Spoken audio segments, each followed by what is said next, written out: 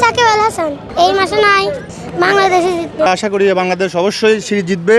আমরা তো ইতিমধ্যে একটা ম্যাচ জিতেছি, আনফর্চুনেটলি দ্বিতীয় ম্যাচটা আমরা জিততে পারি নাই। বিশ্বাস করি অবশ্যই জিতবে, ওই জন্য সকল পরিবারের সবাইকে সাথে নিয়ে আসছি। ইনশাল্লাহ অবশ্যই আমরা আজকে খেলাটা আসলে গোলগুটির খেলা, তো আসলে প্রতিদিন সবাই ভালো খেলতে পারে না, তো খেলাতে আসলে হার জিত থাকবে। বিশ্বাস করি অবশ্যই আজকে জিতবে ইনশাল্লাহ। লাস্ট ম্যাচে আমাদের মেন প্রবলেমটা হচ্ছিল যে ব্যাটিং প্রথমেই কলাপস করে নাই, তো তার স্যার বৃষ্টি ছিল, রেঞ্জ ছিল, ডিএলএস মেথডে আমাদের রানটাও কমছে, ওভারও অনেক বেশি কমে গেছে, একটু প্রেশারাইজড হয়েছে ব্যাটসম্যানরা, এই জন্য রানটা ওইভাবে চেস করতে পারে নাই। আর চেজ ইজ অলওয়েজ ডিফিকাল্ট, হ্যাঁ সেই ক্ষেত্রে আর মিরপুরের পিচটা তো আমরা জানি চেজ ইজ অলওয়েজ ডিফিকাল্ট, এই জন্য আমরা পারি না। আজকের ম্যাচ হয়তো বাংলাদেশ যেহেতু আগে ব্যাটিং করতেছে, আমি মনে করবো 270 ইজ এনাফ। আমাদের আগে তামিম ইকবাল আর সৌম্য সরকার, আমাদের যখন 15 সালে যখন বাংলাদেশ ভালো খেলছিল তখন কিন্তু দুইজনই ভালো খেলতো। সৌম্য সরকার স্ট্রাইক রেটটা ভালো রাখতো আর তামিম ইকবাল ধরে খেলতো। কিন্তু এখন বর্তমানে যারা দেখতেছি, সৌম্য সরকার ফর্মে আছে, গত সিরিজে ম্যান অফ দ্য সিরিজ হয়েছে এবং লাস্ট ম্যাচে 91 রান করেছে। পবিত্র রমজানে এভাবেই আপন হয়ে উঠুক সবাই ইসপির আপন করা স্বাদে। ইসপি আপন করা স্বাদ। তো সেই সৌম্য সরকার এখন নেই, এই জন্য মনে হয় একটু বাংলাদেশ টপ অর্ডার খারাপ করছে। আর এই তানজিদ তামিম, তার অ্যাভারেজ 20 থেকে 25 হবে, সেও ভালো খেলতে, কিন্তু তাকে আর সময় দেওয়া লাগবে।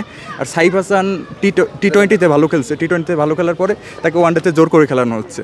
এই জন্য মনে হয় সৌম্য সরকার আর তানজিদ তামিমকে ওপেনিংয়ে খেলালে ভালো হবে আমার মনে হয়। যেহেতু পাকিস্তানের টিম সাপোর্ট করতেছি, তো আই হোপ দ্যাট পাকিস্তানে জিতবে। অ্যান্ড পাকিস্তানের ব্যাটসম্যান মাস সাদাকাত লাস্টে অনেক ভালো ইনিংস খেলেছে, so we hope that Pakistan will win this match. Sahibzada Farhan গত 2 ম্যাচে পারফরমেন্স যেহেতু দেয় নাই, so we hope Sahibzada Farhan will play a great innings today.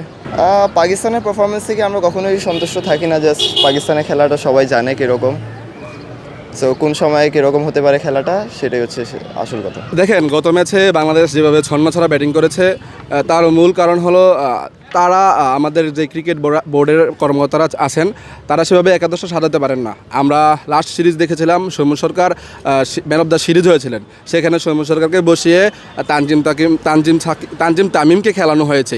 এক্ষেত্রে ক্রিকেট বোর্ড কতটুকু ব্যাখ্যা দিতে পারবেন তা জানি না, কেননা সৌম্য সরকার বাংলাদেশের কারেন্ট প্লেয়ারদের মধ্যে সবচেয়ে বড় আনলাকি। যখন তিনি ফর্মে আসেন তখনই তাকে বাদ দেওয়া হয় শুধু কম্বিনেশনের দোহাই দিয়ে। গতকাল সাকিব আল হাসান বলেছিলেন যে আমার জন্য ক্রিকেট বোর্ড যতটা নমনীয়, আর একটু নমনীয় হলে সেটা তাড়াতাড়ি হয়ে যাবে, এবং এইটাও বলেছেন যে যদি মামলা আজ শেষ হয়ে যায় তাহলে আমি কালই চলে আসব। তবে সাকিব আল হাসানকে জিজ্ঞাসা করা হয়েছিল যে ভাই মামলা কী পর্যায়ে আছে, সাকিব আল হাসান বলেছেন যে আমি এর আগে এভাবে আইনি জটিলতার মধ্যে পড়িনি, আমি সেটা বিষয়ে একটি অনভিজ্ঞ। এবং সাকিব আল হাসান তার সমর্থকদের উপর কৃতজ্ঞতা প্রকাশ করেছেন। তিনি অলরাউন্ডারে দেওয়া সাক্ষাতে তিনি বলেছিলেন যে আমার ভক্তরা যেভাবে অনফিল্ডে এবং ফিল্ডে, রাস্তায়, অনলাইনে, অফলাইনে যেভাবে আমাকে সমর্থন করে যাচ্ছে, আমি তার জন্য চিরকৃতজ্ঞ, এবং এই জন্য মনে হয় আমার ক্রিকেটটা খেলা সমর্থক। আজকে অগস্ট ফাইনাল বলা চলে। বিগত প্রথম ম্যাচে যে আমরা গর্জনের সঙ্গে আমরা জয়লাভ করেছিলাম, দ্বিতীয় ম্যাচে আনফর্চুনেটলি দেখা যাচ্ছে যে আমরা কী কারণে, কোথায় আমাদের গ্যাপ আছে, এটা আসলে আমার দৃষ্টিকোণ থেকে যেটা মনে হয় আত্মবিশ্বাসের একটা ঘাটতি আছে বাংলাদেশ জাতীয় দলে।